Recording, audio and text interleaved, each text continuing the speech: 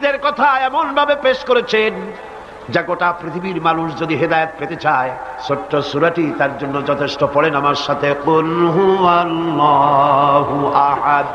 পড়েন সবাই, কুল হুয়াল্লাহু আহাদ আল্লাহুস সামাদ লাম ইয়ালিদ ওয়া লাম ইউলাদ ওয়া লাম ইয়াকুল লাহু কুফুয়ান আহাদ। আল্লাহ পাক বলেন, হে নবী আপনি বলুন, আল্লাহ এক এবং একক, তার কোনো অংশীদার নাই,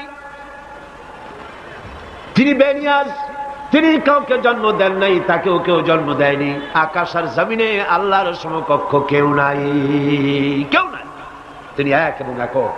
তার একত্ববাদের দাওয়াত দেওয়ার জন্য অসংখ্য পয়গম্বর আল্লাহ পাক এই দুনিয়া পাঠিয়েছেন, আর সমস্ত পয়গম্বর দাওয়াত দিয়েছেন কি, লা ইলাহা ইল্লাল্লাহু মুহাম্মাদুর রাসূলুল্লাহ।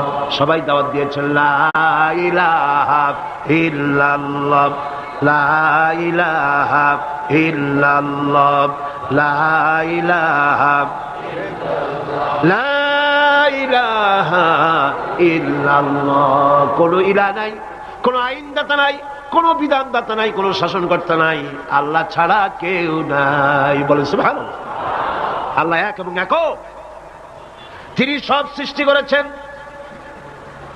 আল্লাহ পাক বলছেন, আল্লাহুল্লাযী খালাকাস সামাওয়াতি ওয়াল আরদা ওয়া আনজালা মিনাস সামাই মাআন ফাআখরাজা বিহি মিনাস সামারাতি রিজকান লাকুম। আল্লাহ হচ্ছেন তিনি যিনি আকাশ সৃষ্টি করেছেন, জমিন সৃষ্টি করেছেন, আর আকাশ থেকে পানি বর্ষণ করে তোমাদের খাদ্য উৎপাদন করে দিয়েছেন। এ পানি হচ্ছে মানুষের জন্য জীবন। পানির এক নাম কি?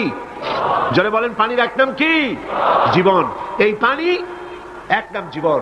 কিন্তু কর্ণফুলীর পানি যদি চট্টগ্রামে 10 ফুট উঁচা হয়ে আসে, পানির নাম হবে কি? নাম হবে মরণ। এই পানিকে কন্ট্রোল করেন আল্লাহ রাব্বুল আলামিন।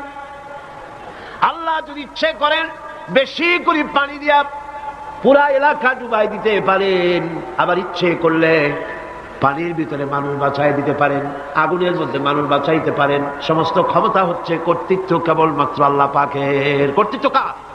কর্তৃত্ব কার? আল্লাহ পাকের কর্তৃত্ব।